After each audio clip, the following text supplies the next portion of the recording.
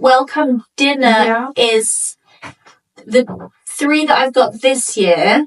They're all like informal welcome drinks. Entertainment is becoming a huge thing again. You always used to be, and then it had like a low point.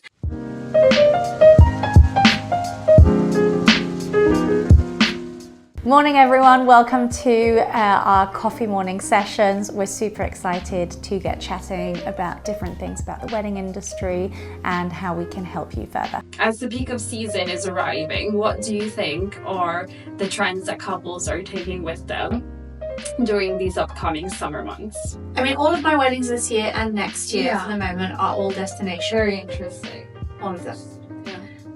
Bar one for next year, but it's a wedding, but it's actually a wedding renewal. It's a 10-year wedding renewal, but they want to set it up as a wedding because 10 years ago they didn't really get the wedding they wanted. So that one's a bit different, but all of them are destination. I'm just trying to think what they have in common. Very interesting. Are color palettes similar that you see, or like very different? Different, but also they're all happening at different times of the year. And I think color palettes are very personal. But do you see more like neutral or colorful? Because we see now a lot more color in weddings, of course, all combined with different tones. Depends. The one I've got in a month is beautifully neutral. It's a lot of whites and greens, and it's just going to be stunningly, but it's lush. So it's going to be like really lush, but really just super elegant. And actually, if you're having a destination wedding, consider springtime and autumn as well. Autumn's amazing. Like, probably the best. Summers are becoming like too hot, and also too unpredictable. 2 years ago, the summer in Italy was terrible. It was raining the whole summer. Yeah, it's starting to, like, before, I remember you would get, like, you knew if you were to travel to Italy for the summer, you would get 3 months of sun in certain destinations, like, without a shadow of a doubt. Whilst now, you have to be wary, like, plan Bs always. I'm going to start watching the weather in a few weeks, like, religiously. I mean, it's not looking as bad as 2 years ago, but still. But different colour palettes. I'm just trying to think. Veils are back. The change of outfit as well. Change of outfit is still very much there. Like, everybody's changing outfit. Or wedding weekend still a big thing. So you have a welcome dinner for everyone. Welcome dinner or welcome drinks. I'm starting to feel that welcome dinner is the 3 that I've got this year. They're all like informal welcome drink. The close friends of both sides have met, because especially, if the couple, they're from different places, the friend groups probably haven't met, and so it can be a bit sometimes like, oh, you're his friend, and it's a really good way to break the ice, get everybody together. Drinking, eating, always a great way to break the ice. Like, recommend that as well. It doesn't have to be exactly like a formal sit down, because there's a lot of pressure as well to then like find outfits for the night before, and then you'll be sitting down for a big meal the next day. Many times it's just next day brunch or pool party. Pool party is very. But depending on where you are in the world, like brunch or pool party and the time of year it is as well. Still very big. And things that you like or don't like that you see popping up in the wedding world? Let's see. Things that you think couples could do without, but now it's just like, we have to have this. Things that I like, I'll start with that one first. I love that entertainment is being given a real space. That, like, we're going back to like full big bands. That we're going back to like full-blown good entertainment. And also like different kinds, so even working with different companies, so the questionnaires from couples I've been receiving to do our real life wedding stories. Entertainment is becoming a huge thing again. You always used to be, and then it had like a low point. videography is no longer a question now. Yeah. Because for a few years, a lot of people were like, oh, we'll cut out the video because we'll never watch the video. But yeah, you need the video. There's a lot of wedding content creators. It also itches that itch that couples always have the next day of like, oh my god, I want to see what everybody's taken. Yeah, that's a great idea, exactly, to have something already the next day and curated for you. And then what else am I liking? I'm loving patterns on the tables. Interesting. I'm loving that the tables are more and more patterned. And actually the two of the weddings I've got this year have got patterned tablecloths. I've pushed for those. What kind of patterns?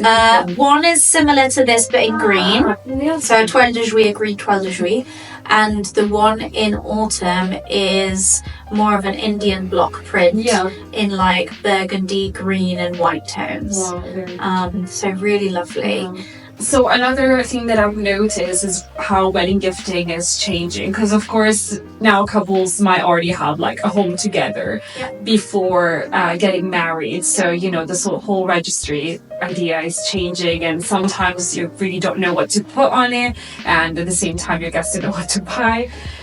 So the idea of maybe having a honeymoon fund is something that my friend had for her wedding that she sent over. It's like you can buy different activities that they do on their honeymoon, and I love that. So they'll be going on a safari. So like I bought them, dinner under the stars, and I thought that was such a lovely idea. I think with wedding gifting, there's different approaches to it. Yeah. So I've never liked gifting people an object. Yeah, interesting. We've always, whenever our friends have got married, we've said to them, first of all, because we live in London and a lot of our friends live abroad, we always said to them, right, we're paying your flights, you're coming to stay over with us for a weekend, and we're taking care of you in London. Yeah. So it's also the gift of time, of spending time together, and it's the logistical gift of getting them to London. Obviously now that we have children, like slightly more complex. But what we did when we got married was we had a wedding registry and we selected some stuff off of a list.